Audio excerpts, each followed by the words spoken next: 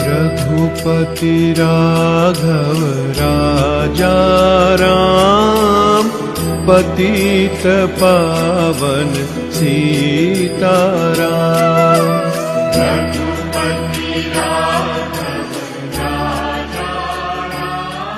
പ്രിയമുള്ളവരെ, ആധുനിക കേരളം രൂപീകരിക്കപ്പെട്ടിട്ട് അരനൂറ്റാണ്ട് കഴിഞ്ഞിരിക്കുന്നു.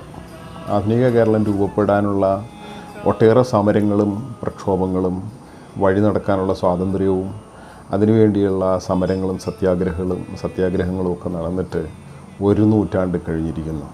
എന്നിട്ടിപ്പോഴും കേരളത്തിൽ ജാതീയതയും ഐത്താചരണവും ചാതുർവർണ്ണ സങ്കല്പങ്ങളും നിലനിൽക്കുന്നു എന്നുള്ളത് വളരെ ദുഃഖകരമായ ഒരു യാഥാർത്ഥ്യം തന്നെയാണ്. ഇത് മാറുക എന്നുള്ളത് വളരെ അനിവാര്യമായ ഒരു ആവശ്യമാണ്. യുവതലമുറ ലോകത്തെമ്പാടും സഞ്ചരിക്കുകയും ആധുനികമായ ജീവിത രീതി സ്വീകരിച്ചുകൊണ്ട് തങ്ങളുടെ ജീവിത രീതികൾ നവീകരിക്കുവാൻ ശ്രമിച്ചുകൊണ്ടിരിക്കുകയും ചെയ്യുമ്പോൾ ഇവിടെ ചാതുർവർണ്ണത്തിൻ്റെയും ആചാരത്തിൻ്റെയും ഒക്കെയുള്ള ഇടുങ്ങിയ ബോധങ്ങൾക്കകത്ത് ജാത്യാചാരങ്ങൾ പോലെയുള്ള ഹീനമായ പ്രാകൃതമായ ചിന്താഗതികൾ വെച്ചു പുലർത്തുന്നു എന്നുള്ളത് ആധുനിക മനുഷ്യ സംസ്കാരത്തിന് ചേർന്നതല്ല. വരും തലമുറ ഇതൊട്ടും സ്വീകരിക്കത്തില്ല എന്നുള്ളത് വളരെ സത്യമായ ഒരു യാഥാർത്ഥ്യമാണെന്ന് നാം തിരിച്ചറിയണം. ഇത്തരമൊരു സാഹചര്യത്തിലാണ് ഒരു നൂറ്റാണ്ടിന് മുമ്പ് കേരളത്തിലെ രണ്ട് മഹാന്മാരുടെ ചർച്ചകളും അവരുടെ സംഗമങ്ങളും അവരുടെ മഹാമൂല്യ ബോധങ്ങളുമൊക്കെ പങ്കുവെക്കപ്പെടുകയും അതിന്നും ചർച്ചയാവുകയും ഒക്കെ ചെയ്യുന്ന ഒരു സംഭവം നമ്മൾ കാണുകയാണ്. ആ നിലയിൽ മഹാത്മാഗാന്ധിയുടെയും ശ്രീനാരായണ ഗുരുവിൻ്റെയും സംഗമം ആണ് ഇപ്പോൾ ചർച്ചയായിക്കൊണ്ടിരിക്കുന്നത്. ശ്രീനാരായണ ഗുരുവിനെ കാണാനായി മഹാത്മാഗാന്ധി അരിയുപ്പുറത്ത് ശിവഗിരിയിൽ വരികയും ഗുരുവിനെ കാണുകയും കോൺഗ്രസിൻ്റെ ഉണ്ടായ സമീപനങ്ങൾ വന്ന മാറ്റമാണ് മഹാത്മാഗാന്ധി ശ്രീനാരായണ ഗുരുവിനെ കാണുവാൻ തയ്യാറായ ഒരു ദേശീയ പശ്ചാത്തലം. കോൺഗ്രസ് അതുവരെ നടന്നു വന്നിരുന്ന ചെറിയ ചെറിയ സംഭവങ്ങൾക്കപ്പുറത്ത് ഇന്ത്യയിലെ ജനങ്ങളെമ്പാടും ബ്രിട്ടീഷുകാർക്കെതിരായ സമരത്തിൽ അണിനിരക്കണം, അതിന് വ്യത്യസ്തമായ പ്രവർത്തനങ്ങൾ നടത്തേണ്ടതുണ്ട്, സാംസ്കാരികമായ പശ്ചാത്തലങ്ങൾ ബ്രിട്ടീഷ് വിരുദ്ധ മനോഭാവത്തിലേക്ക് രാഷ്ട്രീയമായും ദേശീയമായും ഉയർന്നു വരണമെന്നുള്ളൊരു ചിന്തയുടെയൊക്കെ ഭാഗമായിട്ടാണ് കേരളത്തിൽ ഇന്ത്യയെമ്പാടും അത്തരം ആവരണപക്ഷ നിലപാടുകളും പിന്നെ അധികാരത്തിൽ നിന്നും പുറത്താക്കപ്പെട്ടവരെ മുഖ്യധാരയിലേക്ക് കൊണ്ടുവരാനുള്ള സാംസ്കാരികമായ ശ്രദ്ധയിലേക്ക് കോൺഗ്രസ് വരികയൊക്കെ ചെയ്തു. ഇത്തരം ഒരു പശ്ചാത്തലത്തിലാണ് ടി കെ മാധവൻ കോൺഗ്രസിനെ സമീപിക്കുകയും കോൺഗ്രസിൻ്റെ കാക്കിനാട സമ്മേളനത്തിൽ വെച്ച് ഇത്തരം ഒരു നയം സ്വീകരിക്കുകയും അതിൻ്റെ ഒരു പശ്ചാത്തലത്തെ തുടർന്ന് വൈക്കം സത്യാഗ്രഹം തുടങ്ങുവാൻ തീരുമാനിക്കുകയൊക്കെ ചെയ്യുന്നത്. ആ സത്യാഗ്രഹത്തിന് മുന്നോട്ട് വച്ചിട്ടുള്ള വഴി നടക്കാനുള്ള സ്വാതന്ത്ര്യവും രാഷ്ട്രീയമായി ചലിച്ചു തുടങ്ങുവാൻ മനുഷ്യർക്ക് വഴി നടക്കേണ്ടതും വിദ്യാഭ്യാസം ചെയ്യുകയും ആളുകൾ അവരുടെ ജീവിത ആവശ്യങ്ങളെ രാഷ്ട്രീയമായി തന്നെ ഉണർത്തിയെടുക്കുകയും ചെയ്യുന്നതിൻ്റെ പ്രത്യേകിച്ച് കേരളത്തിലെ ഈഴവ വിഭാഗത്തിൻ്റെ ആദ്യ രാഷ്ട്രീയ പ്രവേശനം കൂടിയായിരുന്നു എന്നുള്ള വലിയൊരു പാഠം നമുക്ക് മനസ്സിലാക്കേണ്ടതുണ്ട്. ആ നിലയിൽ ഗാന്ധിജി ശ്രീനാരായണ ഗുരുവിനെ കാണാൻ വന്നതിന് വലിയ രാഷ്ട്രീയ പ്രസക്തി തന്നെ അക്കാലത്ത് ഉണ്ടായിരുന്നു.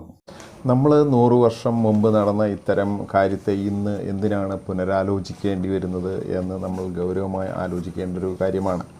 അതോടൊപ്പം തന്നെ ഏത് വിധത്തിലാണ് നമ്മൾ ഇത്തരം കാര്യങ്ങൾ പഠിക്കേണ്ടതും ശ്രദ്ധിക്കേണ്ടതും എന്നതും വളരെ പ്രധാനപ്പെട്ട ഒരു കാര്യമാണ്.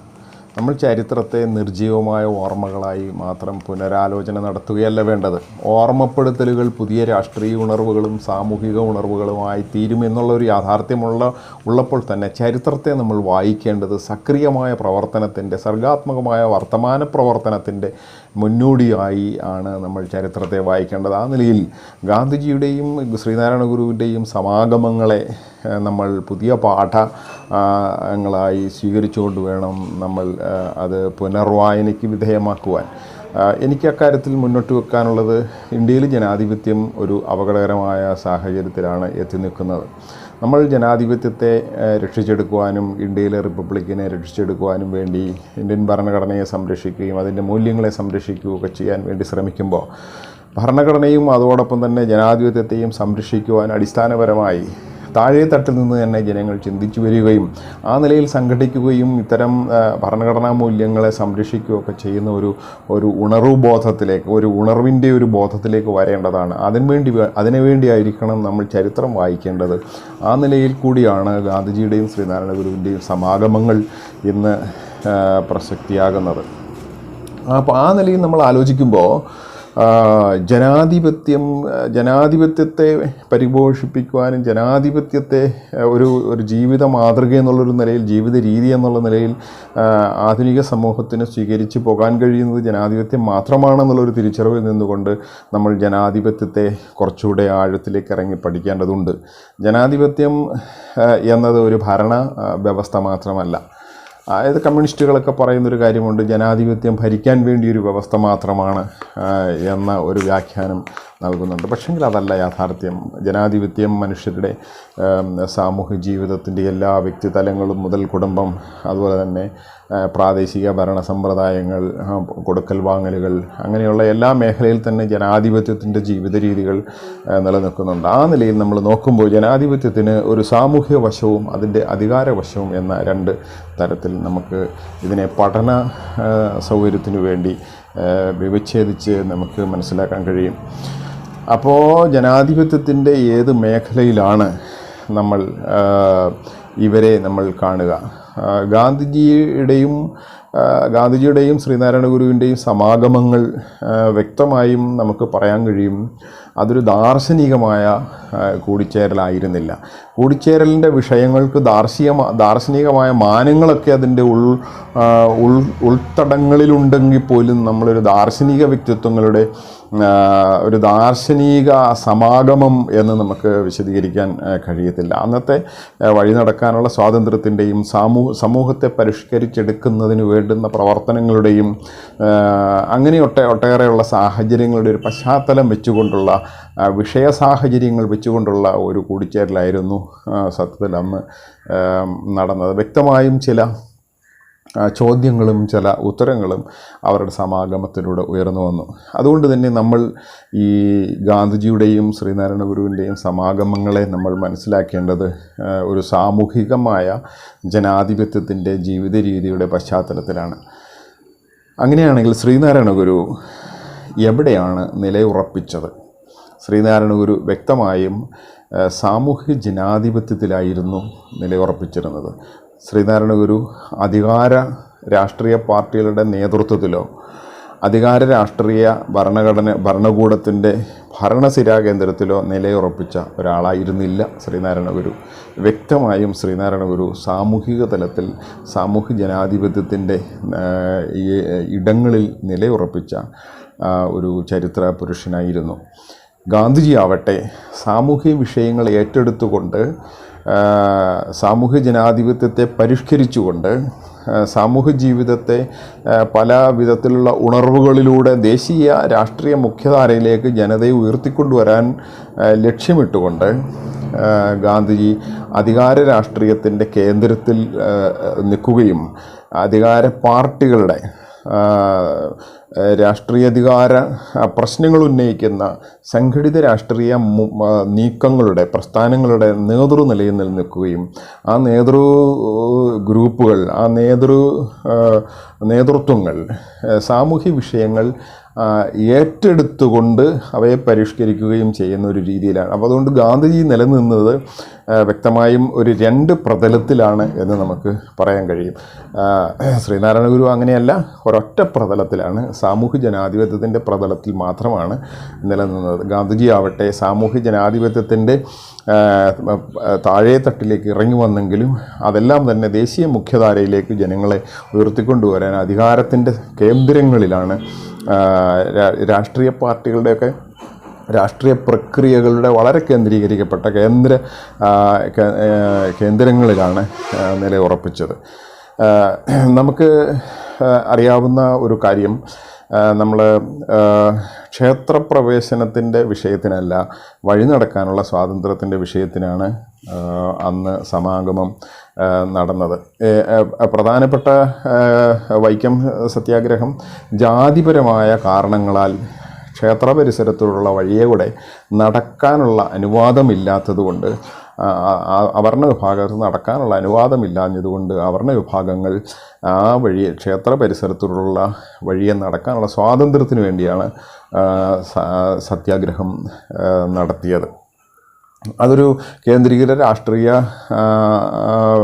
നേതൃത്വങ്ങളുടെ പ്രസ്ഥാനങ്ങളുടെയൊക്കെ അജണ്ടയായി നിശ്ചയിക്കപ്പെട്ടതാണെങ്കിൽ പോലും സാമൂഹ്യ വിഭാഗങ്ങളുടെ ദേശീയ ചലനങ്ങൾക്ക് അതാവശ്യമാണ് എന്നുള്ളത് കൊണ്ട് ഒരു 2 തരത്തിലുള്ള ഒരു ഒഴുക്കുകളുടെ സമാഗമം നമുക്ക്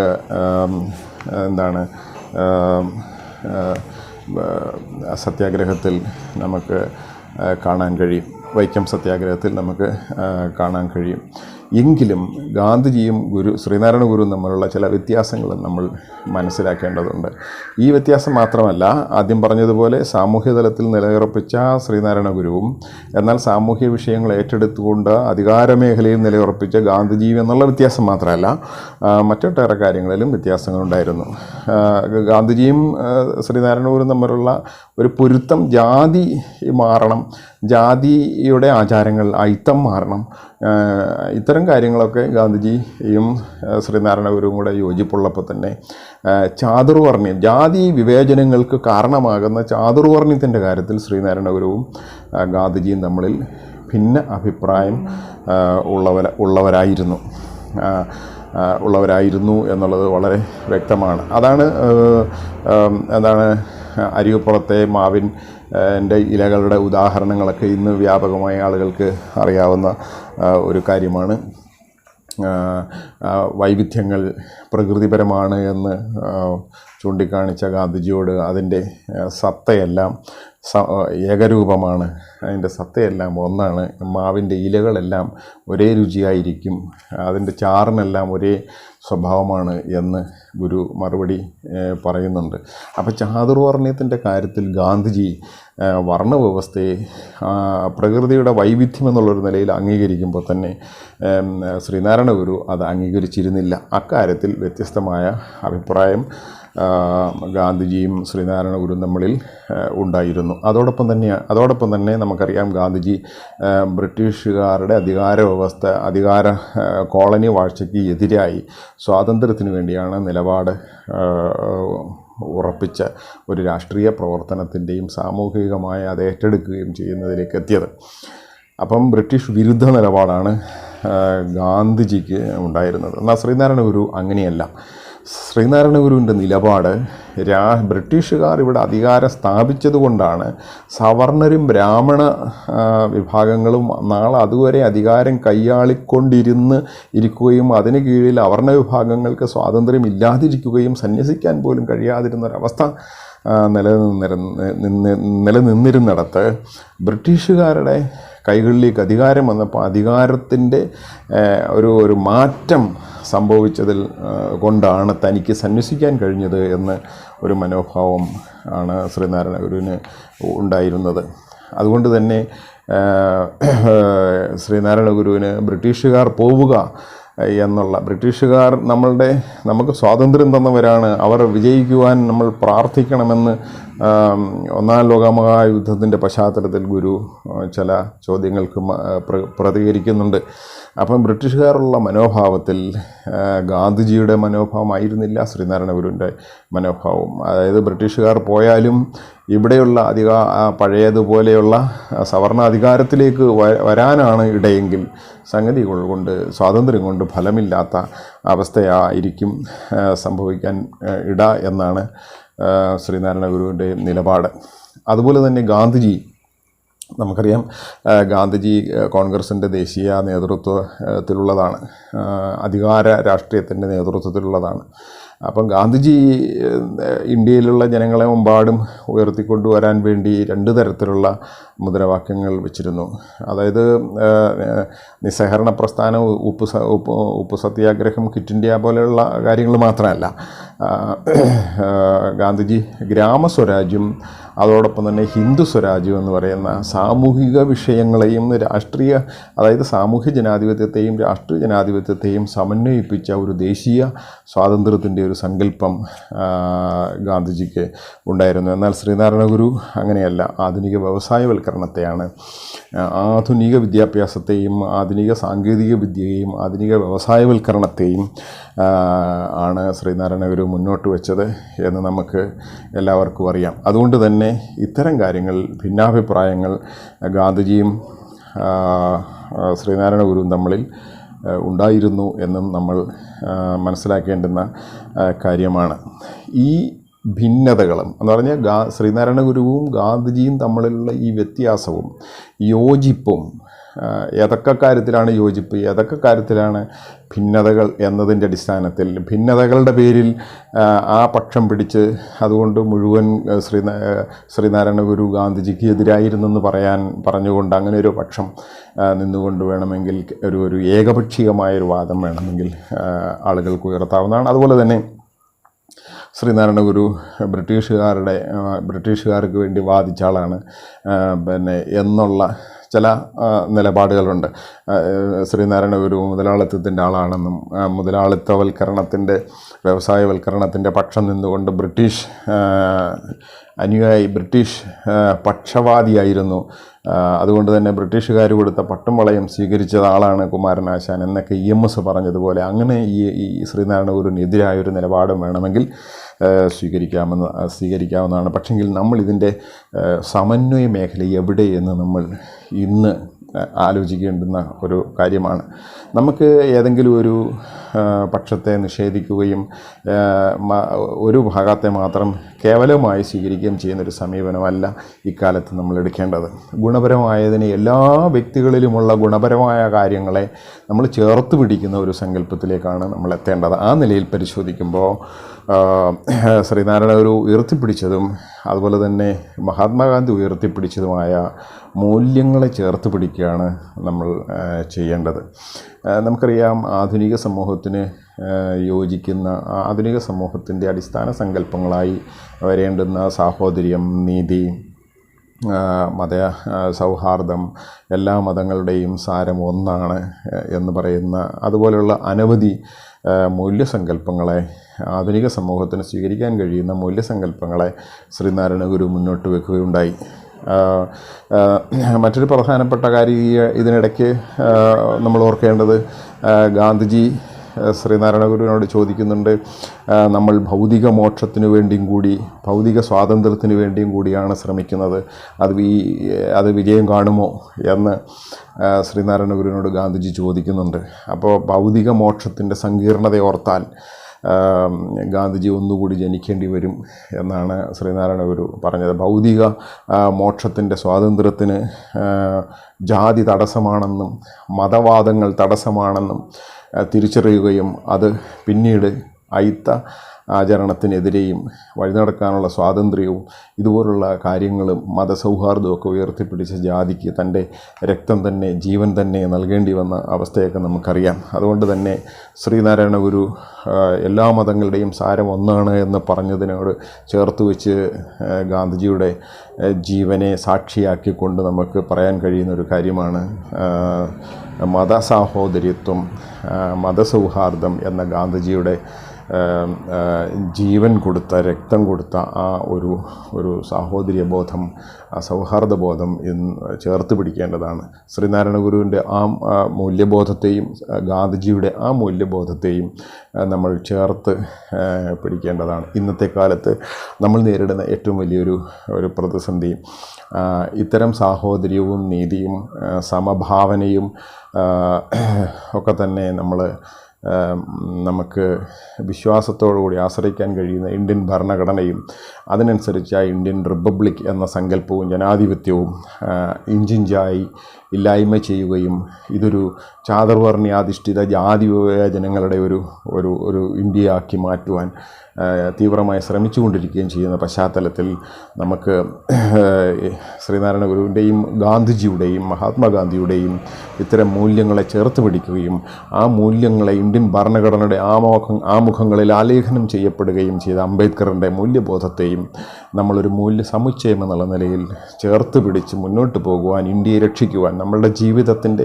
സാമൂഹ്യ സ്വാതന്ത്ര്യത്തിൻ്റെയും സാഹോദര്യത്തിൻ്റെയും ജീവിത സ്വസ്ഥതകളുടെയും സന്തോഷത്തിൻ്റെയും തലത്തിൽ നമ്മളുടെ കേരളത്തെയും ഇന്ത്യയും ഉറപ്പിച്ചു നിർത്തുവാൻ നമുക്ക് ഗാന്ധിജിയുടെയും ശ്രീനാരായണ ഗുരുവിൻ്റെയും സമാഗമങ്ങളുടെ മൂല്യസമുച്ചയത്തെ അംബേദ്കർ അത് ഭരണഘടനയിൽ ആലേഖനം ചെയ്യപ്പെടുകയും ചെയ്ത ഇന്ത്യയുടെ ആത്മാവിനെ സംരക്ഷിക്കുക എന്നുള്ളൊരു കാര്യത്തിന് വേണ്ടിയായിരിക്കണം നമ്മൾ വൈക്കം സത്യാഗ്രഹത്തിൻ്റെ കാലഘട്ടത്തിൽ ഗാന്ധിജിയും ശ്രീനാരായണ ഗുരുവും തമ്മിൽ നടന്ന സമാഗമത്തിൻ്റെ ഓർമ്മകൾ സക്രിയമാകേണ്ടത് എന്ന് ആണ് എനിക്ക് എല്ലാവരോടുമായി ഓർമ്മിപ്പിക്കുവാൻ.